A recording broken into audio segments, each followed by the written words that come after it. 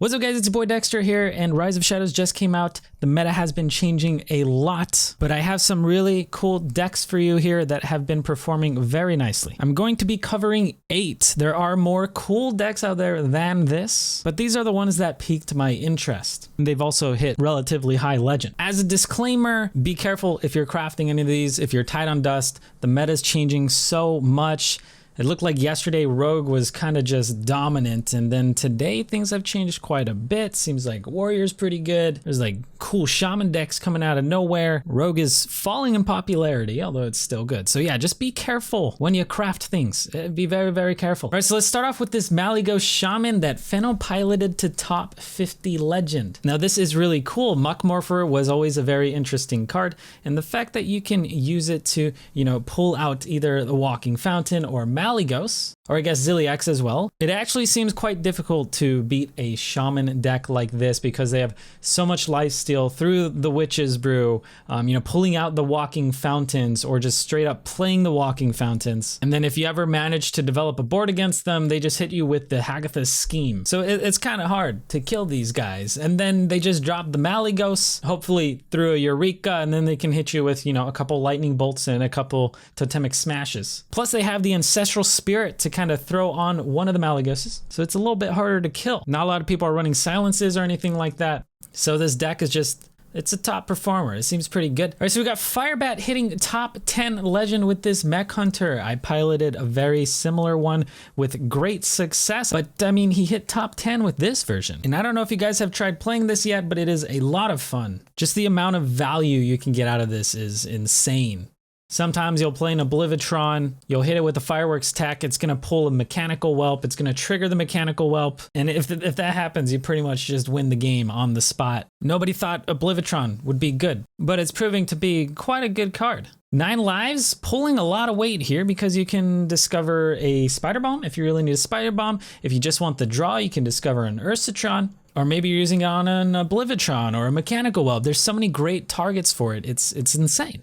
And then also Necromechanic, if you play the Necromechanic before you do 9 lives or anything like that, it's gonna trigger twice, so that's pretty sick. And then we do have Unleash the Beast in here. That Rush minion actually pretty solid, especially combined with Zul'jin. So definitely check this out. I'm really enjoying Mech Hunter as an archetype, and you probably will too. And we got Gallon hitting rank 1 legend, and I've seen so many rogues hit rank 1 legend. Sizoklo did it. I think Meaty did it. I don't know. There's so many different people hit rank 1 with Rogue.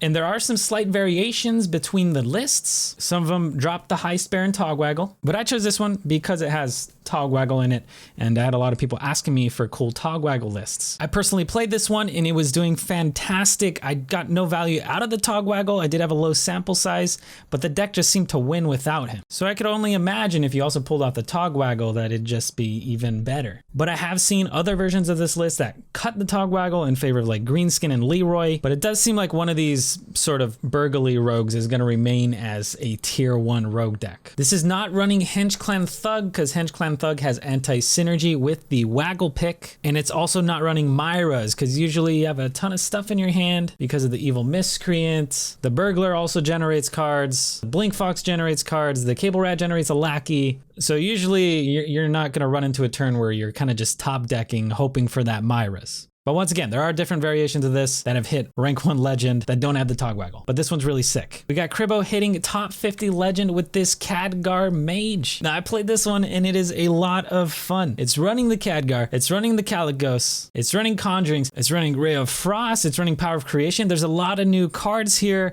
and the deck feels very fresh, and it has some huge swing turns. Maybe you Astromancer and then afterwards you Conjure is calling your Astromancer. You can even hit it a couple times. You're gonna get a ton of value through that. Maybe on turn 10 you just go Khadgar Power of Creation and just get 4 huge dudes. And then of course there's always the Malygos, which just it's an insane card. It gets great value. Maybe you're using it for a Flame Strike. Maybe you're using it in combination with the Power of Creation. Costing 0 mana is just such a swing turn. There's so many huge swing turns here. You got Blizzard and Frost Nova to stall your opponent, combined with those Doomsayers, feels amazing.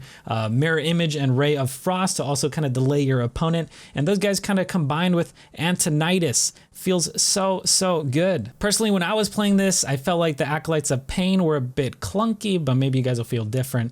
I feel like I would opt for maybe like an extra Frost Nova. Maybe just dropping 1 for Frost Nova or something like that. But try it out. This thing is a blast. It's really fun, and you're gonna have a good time. We got PapaJason getting top 25 legend with this token druid. I knew token druid had it in it, man. I was really excited for this archetype, and it seems to be very, very strong. You can just throw a ton of things on the board. Your opponent can possibly deal with it a couple times, but by the 10th time, you flood the board with some minions. Your opponent's probably gonna run out of resources to deal with it. Then you could just hit it with some Power of the Wilds, maybe a Blessing of Ancients or something like that, or hit it with some Savage Roars, and then you just destroy your opponent. Crystal Song Portal seems absolutely nuts. A 2-mana get 3 minions.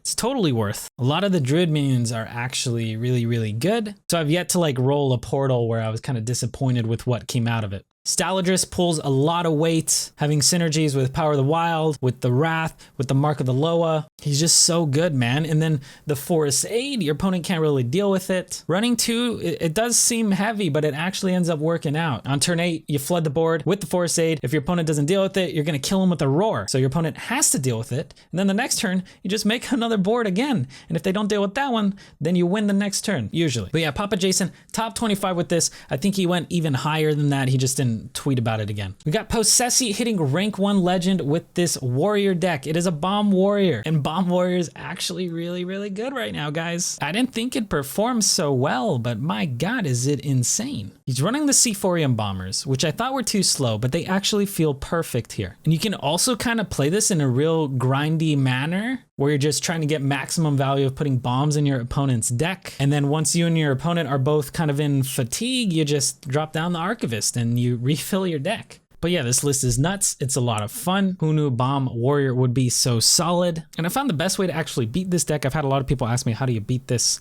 They can't really deal with kind of big boards. All they have is a couple brawls and their shield slams. Other than that, they don't have great single target removal. So if you go tall instead of wide, or I mean, even if you go wide, they just can't really deal with a ton of threats. We got Takas hitting top 10 legend with this Carpetlock. This new version of Zoo is just so cool. It feels very fluid. You're running a ton of 1-drops for the synergy with the magic carpet. And not only that, he's also running a Witch's Cauldron. So as you're, suiciding your guys, you get more value back into your hand. And then you're gonna flood the board with people. You're gonna get cheap sea giants out there. Your evil genius eating little dudes who you don't even care about, like maybe like your Mecharoo, and then giving you Lackeys. Lackeys are so big, and you get 2 of them with this. This is such a good card. And then Arch-Villain Rafam feels pretty good, but at that point, once you've played Arch-Villain Rafam, the game is kind of just a clown fiesta, random legendaries. You can high roll and get some sick trolling clips, or you can low roll, just get trash and be upset with the game. If you don't have Rafam, you can try like a Sea Giant in his place. But Rafam, he is a lot of fun. All right, we got Zalay hitting top 50 legend with his Katrina Muerte priest build here. And it's pretty gross, guys. I guess this is new direction of Wall Priest. I've yet to try this one, but a lot of people were asking me for it. And this seems like a good way to go. I mean, you can re-res your Grizzlies, re-res your Stegotrons, your Ettins. Like just throwing the Katrina out there, bringing one of those back, it's pretty hard for your opponent to deal with your Katrina. And then of course we got the Mass Resurrections, which are kind of pretty much Spellstones, right? And while we don't really have like Eternal Servitude and the Spellstones being bigger and stuff like that, it seems like generally everyone got a lot less removal, so it's really difficult to get through the Mass Resurrections. This deck also has some good anti-aggro tools with, of course, the big taunts, but also the Soul Priest combined with the Circle of Healings. We got Mass Hysterias in here as well. Then we also have Forbidden Words for that single target removal. But all in all, it does seem like Res Combo Priest is not dead, so if you really enjoyed that archetype, this might be the way to go. So you probably noticed, but I've covered every class except for Paladin, and unfortunately I haven't found a Paladin deck that has hit relatively high legend. I've seen some get legend, but top legend, not so much. I did have a lot of fun with a Dragon Paladin build that I was playing, so if you guys are looking for something like that, check out my YouTube video. Secret Paladin seems to be a bit of a flop. I tried it a couple times. It just felt awful. I was just drawing secrets over and over. I was never getting like my Subject 9 to kind of pull out secrets or anything like that. So it just felt very clunky and slow, and you just need to be able to hammer things out and kill your opponent fast, which it didn't seem to happen. But yeah, that's about it. Those are the top decks so far. Pick any of those and you should be fine. But once again, be careful crafting because the meta is changing a lot. I'm sure tomorrow there's going to be a totally different deck that performs well that no one was expecting really. So keep that in mind. Also follow me on Twitch if you aren't yet. Don't forget to sub to YouTube. Give me the thumbs up. It helps me out a lot. Good luck on ladder. Stay hydrated.